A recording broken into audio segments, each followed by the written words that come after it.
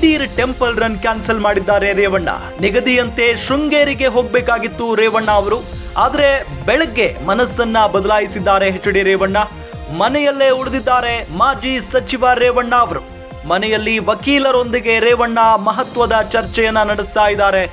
ಮುಂದಿನ ಕಾನೂನು ಹೋರಾಟದ ಸಂಬಂಧ ಚರ್ಚೆಯನ್ನ ನಡೆಸ್ತಾ ಇದ್ದಾರೆ. FIR ರದ್ದು ಕೋರಿ ಹೈಕೋರ್ಟ್ ಮೊರೆ ಹೋಗುವಂತ ಎಲ್ಲಾ ಸಾಧ್ಯತೆಯೂ ಕೂಡ ಇದೆ. ಕಾನೂನು ತಜ್ಞರ ಸಲಹೆಯನ್ನ ಪಡೆಯುತ್ತಾ ಇದ್ದಾರೆ ರೇವಣ್ಣ ಅವರು.